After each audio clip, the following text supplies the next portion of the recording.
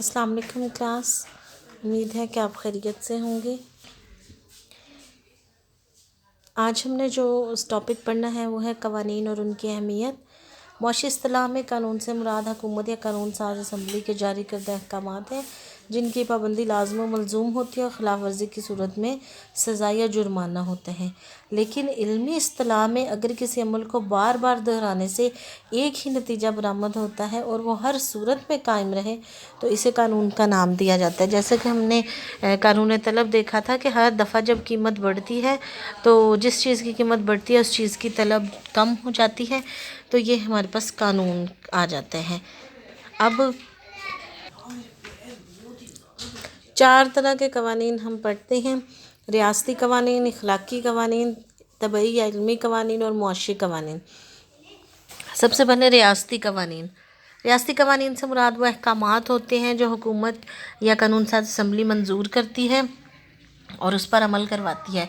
इनकी पाबंदी हर हाल में और हर किसी पर लाजिम होती है और अगर कोई इनकी पाबंदी नहीं करता तो उसको जुर्माना होता है या सज़ा होती है। मसलन चोरी करना जुर्म है, अगर कोई इस कानून की खिलाफ वर्जी करेगा तो उसको यकीनन सज़ा मिलेगी। फिर इखलाकी क़वानीन आम अफराद के मजमूई तासुरात का तस्लीम शुदा तर्ज़ अमल होता है जिस पर अमल करना हर ज़िम्मेदार शहरी का फ़र्ज़ होता है। हमें झूठ नहीं बोलना चाहिए। एक इखलाकी कानून है, अगर कोई इसकी खिलाफ वर्जी करता है तो इसके खिलाफ वर्जी पे सज़ा तो नहीं मिलती लेकिन उसको मुआशरे में इज़्ज़त की निगाह से नहीं देखा जाता।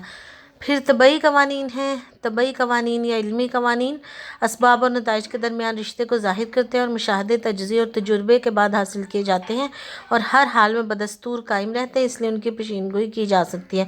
मसलन तबीयात का एक कानून ये भी है, यानी कि फ़िज़िक्स का एक कानून है कि जब कोई शय हवा में उछाली जाती है तो वो कशिश शकल के असूल के तहत वापस ज़मीन पर आ गिरती है और ये अमल हर जगह बदस्तूर रहता है। आप कहीं भी दुनिया के हिस्से पे ज़मीन पे चले जाएं तो आप जब कोई चीज़ उछालेंगे तो वो ग्रेविटी की वजह से नीचे ही आएगी, इसलिए इसकी पेशीनगोई की जा सकती है।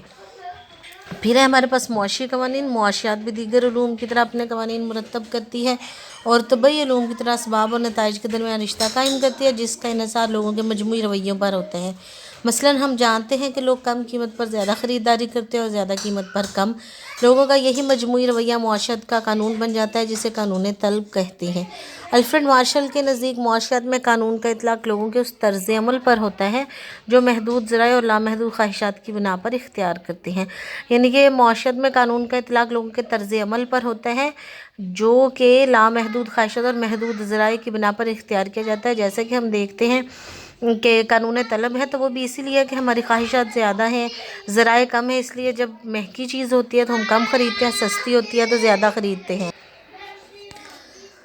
आसान अल्फाज में हम ये कह सकते हैं कि मुआशरे में रहने वाले अफराद के एक ऐसा मखसूस तर्ज़ अमल जिसे बाज़ मखसूस हालात के तहत इख्तियार किया जाता है कानून कहलाता है, मुआशी कानून कहलाता है। मुआशी क़वानीन की खसूसियात।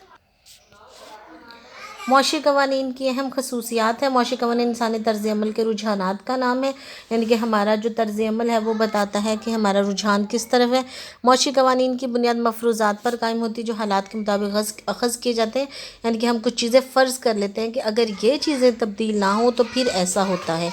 यानी कि अगर हम कहते हैं कि चीज़ की कीमत बढ़ने पर उसकी हम कीमत जो तलब है वो कम कर देते हैं और कीमत कम होने पर उसकी तलब बढ़ा देते हैं। लेकिन अगर ऐसा हो जाए कि चीज़ की कीमत भी बढ़ जाए लेकिन आप लोगों की आमदनी भी बढ़ जाए तो जब आमदनी बढ़ेगी तो आप चीज़ ज़्यादा कीमत होने के बावजूद भी ज़्यादा ख़रीदेंगे, तो लिहाजा ये मफरूज़ा होता है कि आमदनी ना बदले। तो लिहाजा मुआशी क़वानीन की बुनियाद मफरूज़ात पर होती है। इन मफरूज़ात से मुराद कुछ ऐसी चीज़ें जिन्हें हम फ़र्ज़ कर लेते हैं।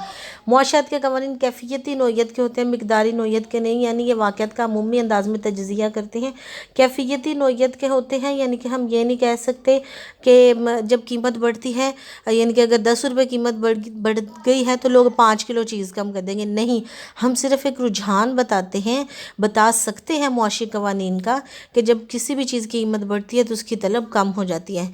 फिर मुआशी क़वानीन तबई उलूम की तरह अटल, हमागिर और पेशगोई की सलाहियत से किसी हद तक महरूम होते हैं। अटल नहीं होते चूँकि کیونکہ اس میں کچھ چیزیں ہم نے فرض کی ہوتی ہیں، لہٰذا ہم پیش گوئی بھی نہیں کر سکتے۔ ہو سکتا ہے اگر آپ ایک فیملی کی بات کریں، نارملی تو یہی رویہ ہوتا ہے ہمارا کہ جب کسی چیز کی قیمت بڑھتی ہے تو ہم اس کی طلب کم کر دیتے ہیں، لیکن ہو سکتا ہے آپ جس فیملی پہ اس کو امپوز کرنا چاہیں تو وہ ان کی انکم بھی بڑھ جائے یا ان کو اس چیز کی اشد ضرورت ہو۔ سم ٹائم ایسا ہوتا ہے کہ ہمیں کسی چیز کی اتنی زیادہ ضرورت ہوتی ہے کہ وہ مہنگی ہونے کے باوجود بھی ہم اس کو خریدنے کے لیے تیار ہو جاتے ہیں۔ معاشی قوانین دیگر علوم کے قوانین سے زیادہ درست ہوتے ہیں کیونکہ ان کا تعلق انسان کی حقیقی سچائیوں سے ہوتا ہے۔ معاشی قوانین میں مستقبل میں رونما ہونے والے واقعات سے متعلق پیش گوئی کرنا مشکل ہوتا ہے، یعنی کہ ہم یہ نہیں کہہ سکتے کہ ماضی میں چیز کی قیمت بڑھے گی تو لوگ اس کی طلب کم کر دیں گے، کچھ بھی ہو سکتا ہے۔ چیز کی قیمت اگر بڑھتی ہے تو ساتھ میں حکومت لوگوں کی آمدنیاں بڑھا دے تو تب یہ پیش گوئی جو ہے وہ غلط ثابت ہو جائے گی۔ معاشی قوانین کی خلاف ورزی کی صورت میں نہ کوئی سزا ملتی ہے اور نہ کوئی جرمانہ ہوتا ہے۔ اگر آپ قیمت بڑھنے پہ زیادہ چیز طلب کرتے ہیں، زیادہ خریداری کرتے ہیں اس چیز کی، تو آپ کو کوئی سزا نہیں ملتی۔ معاشی قوانین اسباب و نتائج کے درمیان رشتہ قائم کرتے ہیں۔ معاشی قوانین لیبارٹری میں مرتب نہیں ہوتے بلکہ حقیقی ماحول و روزمرہ کے رجحانات میں تشکیل پاتے ہیں۔ جیسے کہ ہم نے دیکھا تھا کہ طبی قانون ہے کہ H2O جو ہے وہ ہوتا ہے، 2 ہائیڈروجن آکسیجن کو ملانے سے پانی بن جاتا ہے، تو وہ لیبارٹری میں جتنے بھی کیمسٹری فزکس کے اصول ہوتے ہیں، قوانین ہوتے ہیں، وہ لیبارٹریوں میں تشکیل پاتے ہیں، جبکہ معاشی قوانین لیبارٹری میں تشکیل نہیں پاتے۔ معاشی قوانین پالیسی سازی میں فوری طور پر لاگو نہیں ہوتے کیونکہ معاشی مسائل میں کئی عوامل دخل انداز ہوتے ہیں، یعنی کہ فوری طور پر لاگو نہیں ہوتے۔ یہ نہیں ہوتا کہ اب یہ بن گیا ہے تو فوری طور پر لاگو، بلکہ اس کو دیکھا جاتا ہے، اس کو پرکھا جاتا ہے کہ یہ ہر طرح سے ریلائبل ہے یا نہیں ہے۔ اب نیکسٹ جو ہے وہ ہے معاشی قوانین کا طبعی قوانین کے ساتھ مقابلہ۔ تو معاشی قوانین انسانی طرز عمل کے رجحان کا نام ہے اور انسان کے رجحانات ہر لحاظ سے تبدیل ہوتے رہتے ہیں، جبکہ طبعی قوانین کا تعلق بے جان اور بے حس مادے سے ہوتا ہے، اس لیے طبعی قوانین اٹل اور ہمہ گیر نوعیت کے ہوتے ہیں۔ ہر انسان کا پوائنٹ آف ویو ڈیفرنٹ ہے، وہ چیز کو زیادہ خریدے یا کم خریدے یہ پیش گوئی نہیں کی جا سکتی، لیکن بے جان مادے جتنے بھی ہم کیمسٹری کے پڑھتے ہیں وہ سارے اٹل ہیں کہ ایسے کریں گے تو ایسے ہی ہوگا۔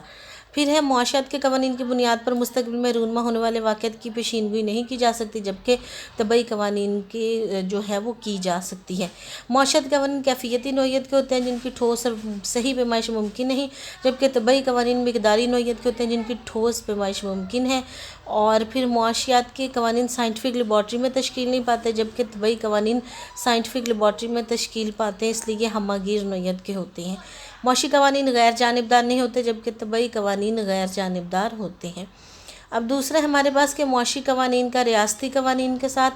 معاشی قوانین انسانی طرز عمل کی بعض حقیقتوں اور صداقتوں کی بنا پر وجود میں آتے ہیں، مثلاً انسان جو طرز عمل بے شمار خواہشات کو تھوڑے سے ذرائع سے پورا کرنے کے لیے اختیار کرتا ہے وہ معاشی قانون کہلاتا ہے، جبکہ ریاستی قانون جو ہیں وہ لوگوں کا رجحان نہیں ہوتے، رجحانات نہیں ہوتے، بلکہ وہ حکومت یا قانون ساز اسمبلی کی طرف سے منظور کر کے نافذ کیے جاتے ہیں اور ان کی تعمیل فرض ہوتی ہے لوگوں پہ اور نہ تعمیل کرنے والوں کو سزا ملتی ہے۔ پھر ہم معاشی قوانین منسوخ یا تبدیل نہیں کیے جا سکتے کیونکہ ان قوانین کی ماہیت سائنسی قوانین کی طرح اٹل اور حقیقی ہوتی ہے، یعنی کہ آپ یہ نہیں کہہ سکتے کہ یہ قانون اب قانون طلب ہے تو اس قانون کو آپ منسوخ نہیں کر سکتے، کیونکہ یہ ہمارے رویے ہوتے ہیں اور یہ نارملی یہی رویے جو ہیں وہ چلتے آ رہے ہوتے ہیں، جبکہ ریاستی قوانین جو ہیں ملکی حالات کو پیش نظر رکھتے ہوئے منسوخ یا ان میں ترمیم کی یعنی کہ یا تو وہ بالکل ختم کیے جا سکتے ہیں یا ان میں کوئی چینجنگ کی جا سکتی ہے تاکہ ملک میں امن کی فضا قائم رہے۔ پھر ہے معاشی قوانین کو جبراً نافذ نہیں کیا جا سکتا، مثلاً کسی شے کے سستا ہونے پر آپ کسی کو مجبور نہیں کر سکتے کہ اب یہ چیز سستی ہوگی اب تم اس کو زیادہ خریدو، جبکہ سرکاری قوانین جو ہوتے ہیں وہ جبراً نافذ کیے جاتے ہیں کیونکہ معاشرے میں پائی جانے والی ناہمواریاں صرف جبراً ریاستی قوانین کے ذریعے ہی درست کی جا سکتی ہیں۔ بہت سمپل سے 3 پوائنٹ ہیں جو کہ ہم اس کو بڑی آسانی کے ساتھ یاد کیے جا سکتے ہیں۔ پھر ہے معاشی قوانین کا اخلاقی قوانین کے ساتھ مقابلہ۔ معاشی قوانین کی بنیاد انسان کے طرز عمل پر ہوتی ہے، اخلاقی قوانین کی بنیاد مذہب اور اخلاقیات پر ہوتی ہے۔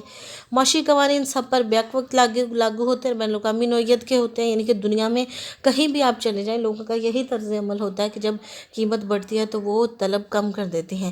اخلاقی قوانین ہر معاشرے کے مذہب کے لحاظ سے مختلف ہوتے ہیں اور یہ بین الاقوامی نوعیت کے نہیں ہوتے۔ معاشی قوانین کی خلاف ورزی پر نہ سزا ہوتی ہے نہ لوگ برا مناتے ہیں۔ اخلاقی قوانین کی خلاف ورزی پر معاشرے میں رہنے والے افراد برا مناتے ہیں۔ معاشی قوانین کا تعلق ذرائع کی قلت اور خواہشات کی کثرت سے ہوتا ہے، جبکہ اخلاقی قوانین کا تعلق براہ راست انسان جو معاشرے میں رہتے ہیں ان کی فلاح و بہبود سے ہوتا ہے۔ تمام ملکوں کے معاشی قوانین ایک جیسی نوعیت کے ہوتے ہیں، جبکہ اخلاقی قوانین ملک بہ ملک مختلف ہوتے ہیں۔ اب اس کو یاد کرنے کا طریقہ یہ ہے کہ معاشی قوانین کی جو خصوصیات ہیں یہ بھی آپ کے لیے تھوڑا سا ہوگا، اس میں سے آپ کوشش کریں کہ کوئی ایسے کی ورڈز 1 یا 2 یا 3 نکال لیں جس سے آپ کو پورا سینٹنس سمجھ آ جائے۔ جیسا کہ معاشی قوانین طرز عمل، آپ یہ کر سکتے ہیں کہ انسانی طرز عمل، اس سے آپ کو ذہن میں آ جائے گا کہ معاشی قوانین انسانی طرز عمل کے رجحانات ہوتے ہیں۔ پھر مفروضات آپ کر سکتے ہیں کہ معاشی قوانین کی بنیاد مفروضات ہوتی ہے۔ پھر ہے کیفیتی نوعیت کے ہوتے ہیں، مقداری نوعیت کے، مطلب یہ 2 3 الفاظ آپ کے لیے یاد کرنے آسان ہے، پھر اس سے پورا سینٹنس آپ لکھ سکتے ہیں۔ ایسے آپ الفاظ اس میں سے نکالیں جو کہ آپ کو لگے کہ اس کو ذہن میں لانے کے بعد میں اس کا پورا سینٹنس لکھ سکتی ہوں۔ پھر ہے معاشی قوانین طبعی علوم کی طرح اٹل نہیں ہوتے، اور پھر ہے کہ یہ زیادہ درست ہوتے ہیں، پھر پیشگوئی نہیں کی جا سکتی، پھر ہے کہ سزا نہیں ہوتی، پھر ہے کہ اسباب اور نتائج کے درمیان رشتہ قائم کرتے ہیں، یہ لیبارٹری میں مرتب نہیں ہوتے، اور یہ فوری لاگو نہیں ہوتے۔ تو یہ چیزیں آپ نے ویسے لکھنا نہیں ہے، لیکن اس کو یاد کرنے کا طریقہ یہ کہ آپ یہ پوائنٹ ہائی لائٹ کر لیں یا لیڈ پینسل سے ان جو لائنز ہیں ان کے آگے یہ پوائنٹس لکھ کر ان پوائنٹس کو یاد کریں، اور پھر آپ کو یہ ایک جیسے کہ اس کی جو ہے کہ انسانی طرز عمل جو ہے ہوتا ہے، اور پھر یہ اس کی بنیاد مفروضات پر ہوتی ہے۔ مفروضے سے کیفیتی نوعیت سے پتہ چل جائے گا کہ معاشی قوانین کیفیتی نوعیت کے ہوتے ہیں۔ تو اسی طرح جب آپ ان کا موازنہ کریں گے تو وہ بھی ایسے ہی ہوتے ہیں کہ سب سے پہلے انسانی طرز عمل ہوتا ہے، لیکن وہاں بے حس مادہ ہوتا ہے، پھر ہم پیشگوئی نہیں کر سکتے جبکہ اس کی پیشگوئی کی جا سکتی ہے۔ یہ کیفیتی نوعیت کے ہوتے ہیں جبکہ طبعی قوانین مقداری نوعیت کے ہوتے ہیں۔ یہ لیبارٹری میں تشکیل نہیں پاتے جبکہ طبعی قوانین لیبارٹری میں تشکیل پاتے ہیں، اور معاشی قوانین غیر جانبدار نہیں ہوتے جبکہ طبعی قوانین غیر جانبدار ہوتے ہیں۔ تو یہ آپ اگر پہلے ان کی خصوصیات کو وہ یاد کر لیں گے تو یہ آپ کے لیے زیادہ آسان ہے۔